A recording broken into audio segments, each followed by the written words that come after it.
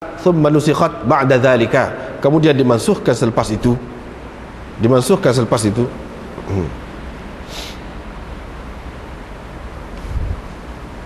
Lepas tu bawah ni dalam kitab ni dia petik daripada Sya'rani berkata, Syafi'i dan Ahmad mengatakan perempuan boleh mengadakan jamaah di rumah dengan tidak ada makruh. Tidak ada makruh, dia nak jemaah popok dia tak makruh. Tetapi Imam Abu Hanifah dan Malik mengatakan makruh. Tetapi mengikut apa yang zahir disebutkan oleh Ibnu Ruslan, bahawa makruh di sisi empat imam ni. Itu mengikut dia lah, tapi ramai lagi orang lain kata tidak.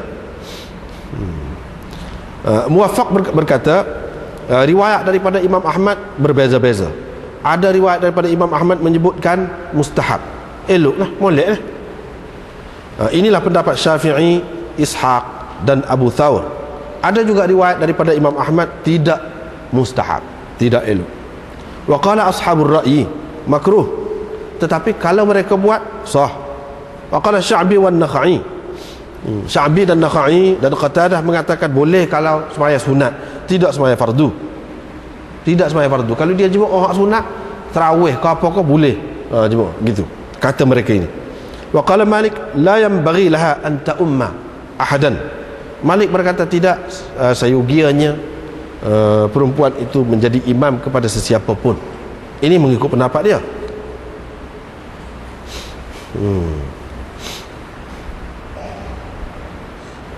Kemudian ni syarih ni Khalil Ahmad Saharanpuri mengatakan, dia mari pula selepas dia mari hak tadi, dia kata Ibnul Humam, yang ni seorang tokoh ulama dalam mazhab Hanafi ni, dia pertikaikan hak tadi.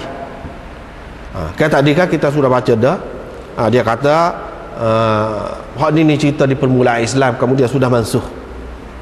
Ibnul Humam bantah, kata sudah mansuh tu dengan riwayat yang dinukilkannya daripada Mustadrak dan daripada Kitabul Athar karangan Imam Muhammad dan daripada Abi Dawud, hadis Ummu Waraqah ni.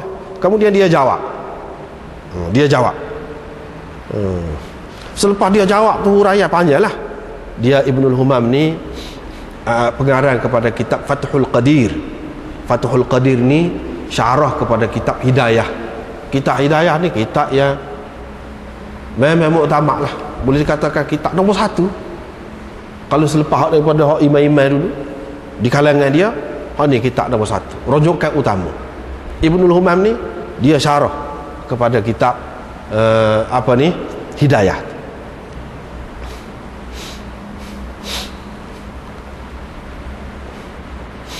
Dia kata tetapi masih lagi perbincangan ada dalam menentukan nasikh itu. Kalau kita kata hadis hak ni hak semaya orang perempuan jadi tu imam ni dulu sudah mansuh, hak mana hak nasikhnya? Hak mana yang memansuhkan hak tu? Dia kata sebab apa, kalau kita nak dakwa sesuatu amalan itu sudah mansuh, mesti kita kena tahu hak mana yang nasikh, hak mana yang memansuhkannya. Dia kata, ini Ibnul Humam kata, walam yatahaqqaq fi naskhi, tidak terbukti ada satu dalil yang memansuhkan hak ni, illa ma dzakara ba'dhum min imkani kaunihi ma fi Abi Dawud wa sahih Ibn Khuzaimah. Tidak ada satu dalil yang kukuh yang membuktikan sudah mansuh, kecuali apa yang disebutkan oleh setengah-setengah ulama mungkin hak boleh disebut sebagai mansuh, iaitu hadis dalam Abu Daud. Sebelum ni kita sudah jumpa dah dalam Sahih Ibn Khuzaimah pun ada juga, iaitu semayang seseorang itu di rumah dia lebih baik lagi daripada semayang dia fi hujratiha,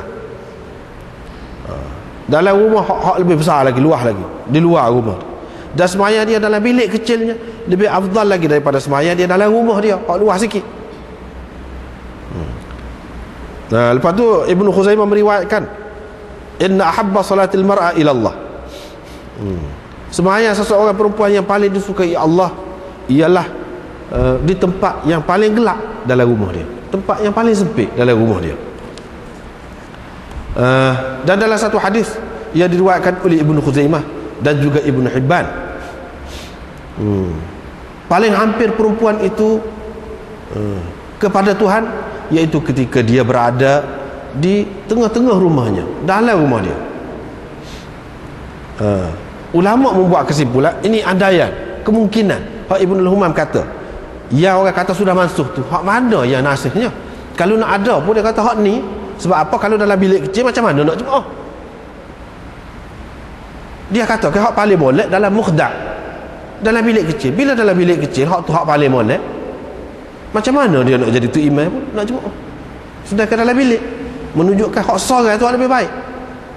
Sebab mukhda' itu la yasa'u al-jama'ah, tidak boleh muat jemaah. Begitu juga kalau tengah rumah dia, begitu juga kalau dalam tempat yang paling gelap.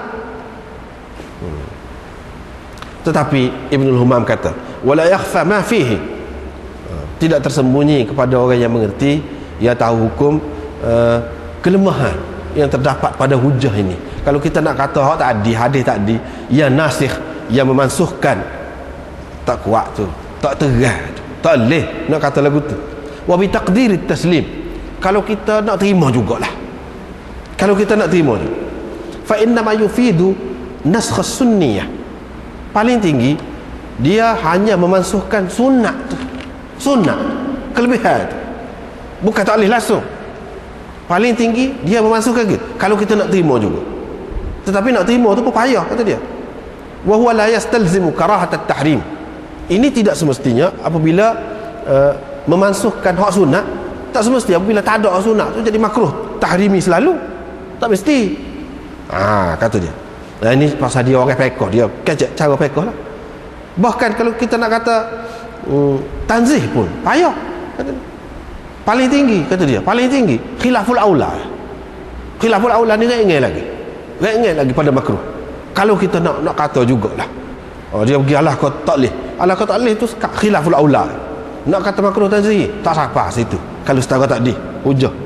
Nak kata makruh tahrimi kau jauh. Itu kata dia. Wala alaina an nadhhaba ila dhalik fa innal maqsud ittiba'ul haqq haitsu kana. Tak dapat tidak kita kena kata begitu, sebab maksud kita ialah nak mengikut yang betul biar di mana pun kebenaran itu berada. Sebab dia ni mazhab Hanafi, dalam mazhab Hanafi duk kata makruh, jadi dia tak sah, dia tak setuju. Bagi dia tidak makruh. Ibnul Humam mengatakan tidak makruh. Sebabnya dalil-dalil orang kalau boleh dikemukakan hak tadi, hak tu tidak jelas menunjukkan makruh, tak jelas. Paling tinggi khilaful aula.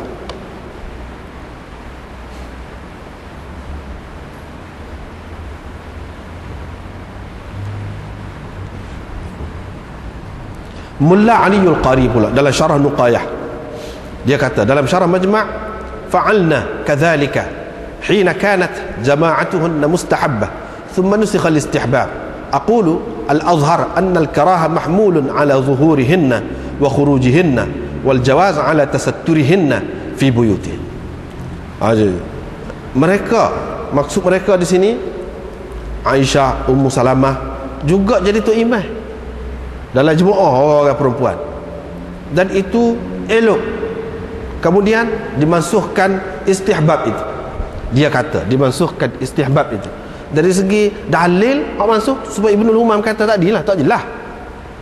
Aqulu, kata Mulla Aliul Qari, makruh ni kita pakai kalau nak kata makruh kalau mereka tu sembahyang secara terbuka, terdedah, secara terbuka. Hak kata harus tadi kalau mereka dalam keadaan tertutup, sama-sama dia tempat tertutup, di rumah mereka.